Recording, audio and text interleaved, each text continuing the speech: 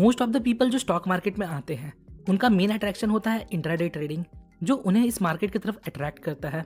But जैसे जैसे time बीतता है हम सभी को पता चलता है जो इंट्राडे ट्रेडिंग है वो बहुत टफ है compare to other trading style like swing trading, positional trading और इवन कंपेयर टू इन्वेस्टमेंट।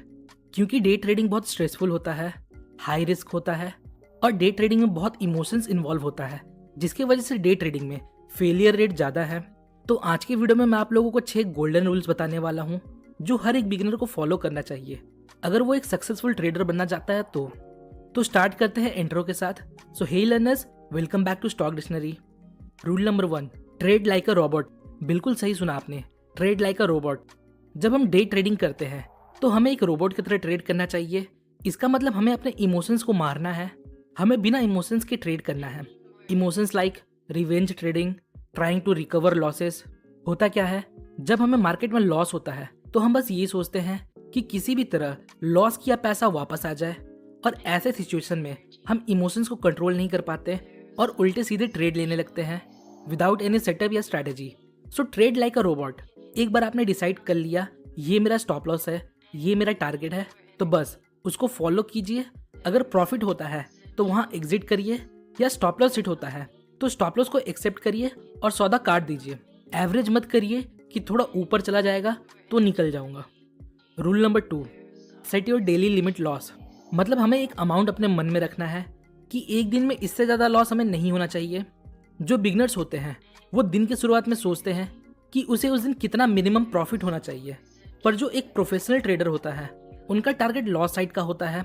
मतलब वो डिसाइड करते हैं कि उनका डेली लिमिट लॉस कितना होना चाहिए। फॉर एग्जाम्पल, किसी का 5000 डेली लिमिट लॉस है, इसका मतलब वो 5000 रुपये पर डे रिस्क लेने को तैयार है। अगर लॉस इससे ज़्यादा होता है तो वो उस दिन ट्रेडिंग बंद कर देगा। इसके पीछे का लॉजिक समझिए। देखिए, प्रॉफिट हमारे हाथ में नहीं है। ऐसा थोड़ी है आज हम सोच कर जाएं हमें 10,000 का प्रॉफिट होना चाहिए तो आज 10,000 का प्रॉफिट ही हो जाए। नहीं, ऐसा तो बिल्कुल नहीं होता। पर अगर हम ये सोच कर जाएं हम सिर्फ 5,000 का रिस्क लेंगे, इससे ज़्यादा रिस्क नहीं लेंगे, मतलब अगर लॉस होता है तो मैक्सिमम 5,000 रुपये जाएंगे, पर इससे ज़्यादा लॉस होता है तो हम ट्रेडिंग उस दिन बंद कर देंगे। तो क्या ये पॉसिबल है? हाँ, बिल्कुल पॉसिबल है। तो कंक्लूजन सामने ये आता है, जो चीज़ हमारे कंट्रोल में है हमें उस पर फोकस करना चाहिए, ना कि उन चीज़ों पर फोकस करना चाहिए जो हमारे कंट्रोल में नहीं है। अगर आप डेली लिमिट लॉस को सेट करते हो तो इससे आप ज़्यादा दिन तक इस फील्ड में बने रहोगे, वरना सारा कैपिटल एक दिन में लॉस कर जाओगे। क्योंकि एज अ बिगनर हमें इस मार्केट में सर्वाइव करना है, और जो इस मार्केट में सर्वाइव किया है उसने ही पैसा कमाया है।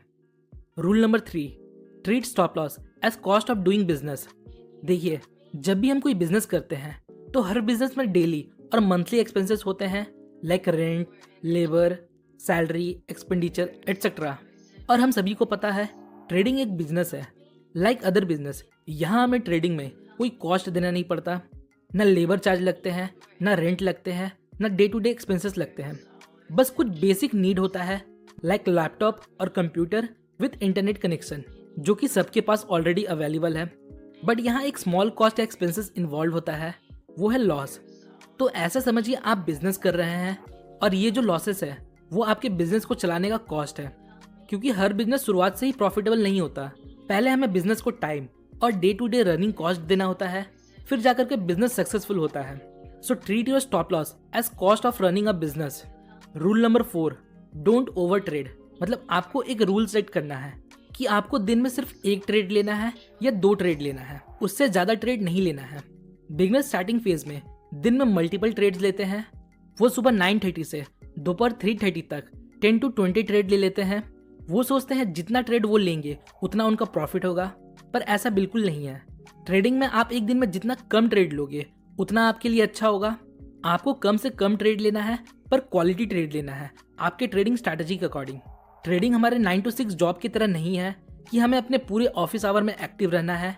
ट्रेडिंग ऐसा नहीं है, हमें अपने स्ट्रैटेजी के अकॉर्डिंग कम से कम ट्रेड लेना है, लाइक एक दिन में 2 ट्रेड। फिर प्रॉफिट हो या लॉस हो उस चीज को एक्सेप्ट करो और फिर मार्केट से निकल जाओ। ओवर ट्रेडिंग आपको तो नहीं, पर आपके ब्रोकर को जरूर अमीर बना देगा। Rule number 5, keep away from social media while trading. मतलब 9:30 से 3:30 तक मार्केट ओपन होता है। इस बीच आपको किसी भी प्रकार के सोशल मीडिया जहां आप ट्रेडिंग रिलेटेड न्यूज़ या चैनल्स को फॉलो करते हो उनसे आपको दूर रहना है। क्योंकि सोशल मीडिया आपको डिस्ट्रैक्ट कर सकता है। फॉर एग्जाम्पल, सपोज आप निफ्टी में अपने स्ट्रैटेजी या एनालिसिस के बेस पर एक अच्छा लॉन्ग पोजीशन बनाते हो और आप अभी प्रॉफिट में हो, मार्केट ऊपर जा रहा है। फिर क्या होता है, आप अपने सोशल मीडिया अकाउंट को ओपन करते हो और वहाँ कोई ज्ञानी पोस्ट करता है, मुझे निफ्टी बेरिश दिख रहा है, अब मैं यहाँ शॉर्ट करूँगा। और जब आप ये पोस्ट देखते हो तो आप कंफ्यूज हो जाते हो कि अब आपको क्या करना है और आप डर के मारे अपने पोजीशन को क्लोज कर देते हो। आप सोचते हो वो एक एक्सपर्ट है, उसने जो बोला हो सकता है वो सही हो जाए, but at the end of the day आप देखते हो ऐसा कुछ नहीं हुआ। आप सही थे, आप सही डायरेक्शन में थे, पर सोशल मीडिया नॉइज की वजह से आप फियर के कारण गलत डिसीजन ले लेते हो। देखिए, हो सकता है वो एक्चुअली कोई एक्सपर्ट हो जिसने ये पोस्ट किया हो, पर एक बात याद रखिएगा, एक्सपर्ट भी गलत हो सकते हैं। सो खुद ट्रेडिंग सीखिए, बहुत से रिसोर्सेज अवेलेबल है जहां से आप ट्रेडिंग करना सीख सकते हो। खुद को ट्रेन करिए और फिर ट्रेड करिए।